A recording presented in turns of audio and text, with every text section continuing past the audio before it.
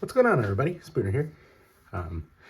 Today we got this beautiful Mul-T-Lock Classic with serrated drivers. I incorrectly labeled this a Mul-T-Lock Interactive. A lot of my Mul-T-Locks are interactives. This one's a classic. This has serrated serrated drivers. There we go. That's the right term. So it's a whole lot of pops, not a whole lot of anything until you get that classic Mul-T-Lock big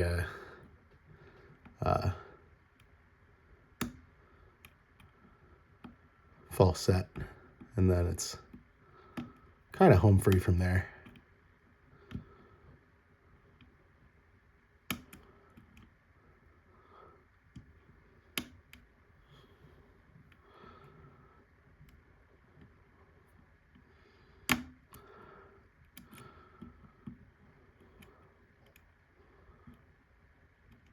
Just find what isn't up all the way. The real struggle with this one is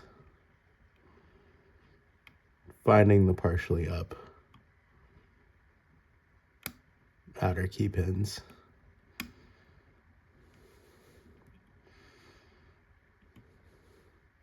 Again, they're a lot easier to find right off the ground. And so if you can set them on your first go. There we go. Okay. So, like I said, big dramatic counter rotation. Or not counter rotation, just rotation to the false set. And now you ease up on your tension. Find your inners.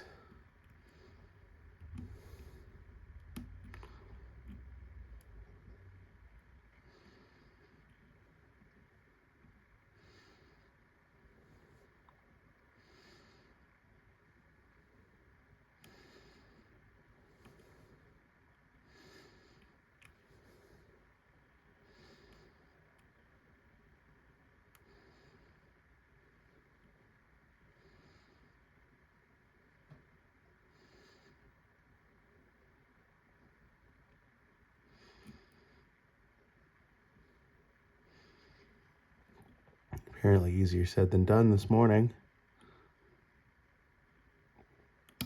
There we go. All right, so there you can see we're open. A nice little turn for the camera there. Lock her back up. Let's get this gutted. Got over here. Our key. Move our tools over. Need a Phillips head.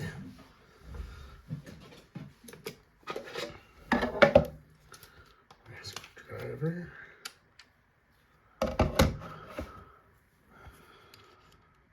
I love Scandinavian ovals, so this is probably my favorite Mul-T-Lock that I own. I have several. Pin and pin dimples are super fun, I think. There's a lot that goes on in them when you're picking them, so big fan. All right, now I'm gonna grab a shim.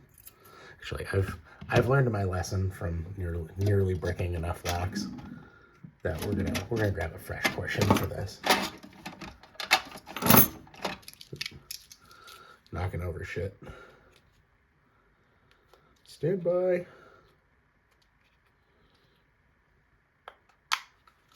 we go. Grab a fresh guy. Go back to your home, guys. There we go.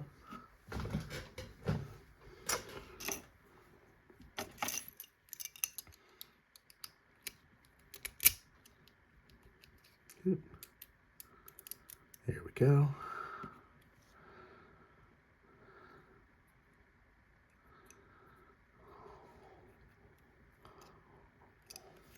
And as is always the case for me for Mul-T-Lock anyway, trying to get a shim in there is a colossal pain.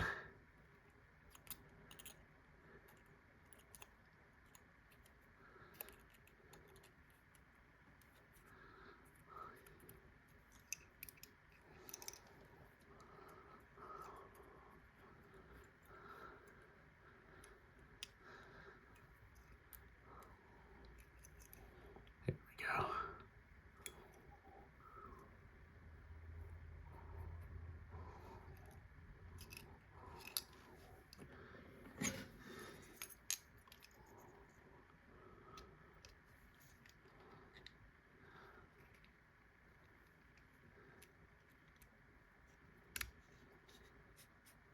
Sweet. All right. First try. It's usually not that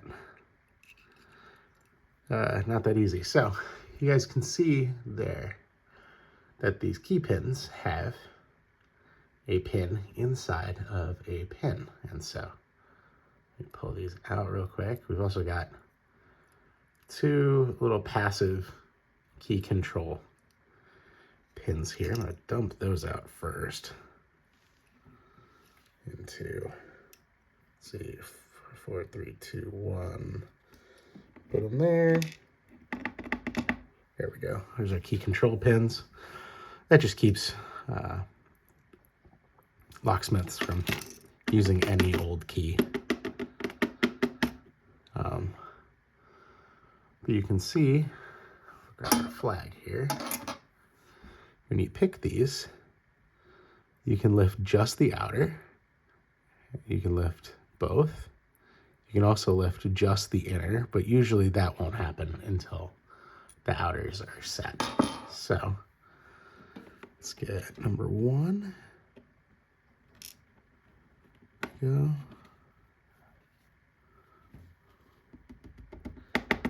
Our inner came out. There we go.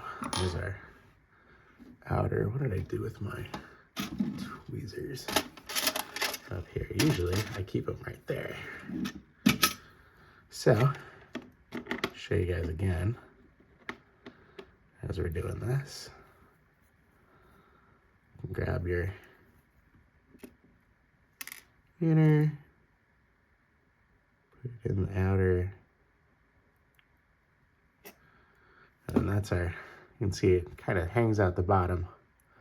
And so once you set this outer key pin, you use the inner to set the corresponding inner and outer driver.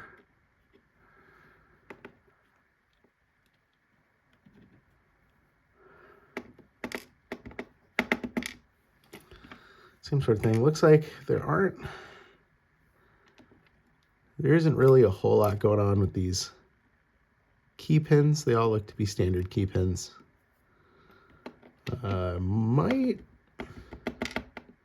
Nope, no torpedoes it looks like. Haven't gotten through the rest of these, but looks like all standard Mul-T-Lock key pins, which is fine. You can see all of these have their, whoop, inner fell out when I dropped it. Let's put that back. Do do do do do do do do do do do. Ah.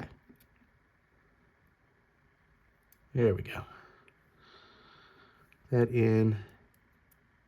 Got some really short inners on a lot of these. You can see on the key some pretty high lifts in 5, 3. Not so much 2, but higher. It doesn't have the divot that you have in 1 and 4. Anyway, that's, of course, got kind of these bands that run around it, but those don't really form any sort of function. There's no like milling or anything in the core. There we go.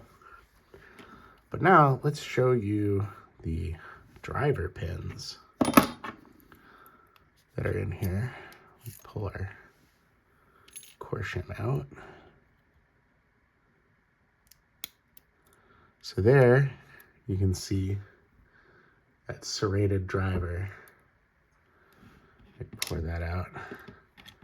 And here, this little plunger is spring-loaded. You can see that. That's your inner. So the inner part of that key pin interacts with this plunger. And so when you set that, this sets at rest inside of that, like one. And so when you set the outer, this is still caught. And you use the inner to pop that plunger to break them apart.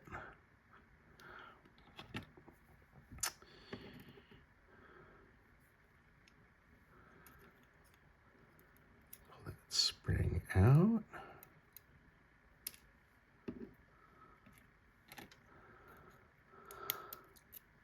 So there's another serrated driver in 2.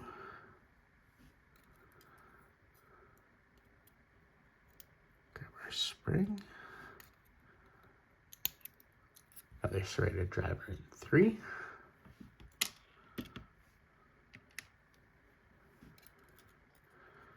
And a spring.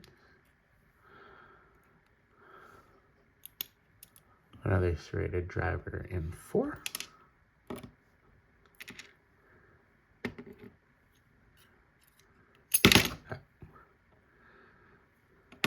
And a serrated driver in 5, because I like dropping things. Grab that spring.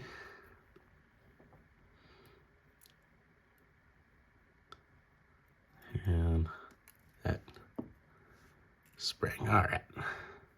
Nothing that goes on up in here. Just a regular old core. But I'll move this over so you can get a little closer up on the pins. And that is our Mul-T-Lock with serrated drivers. It's a brown belt lock, super fun.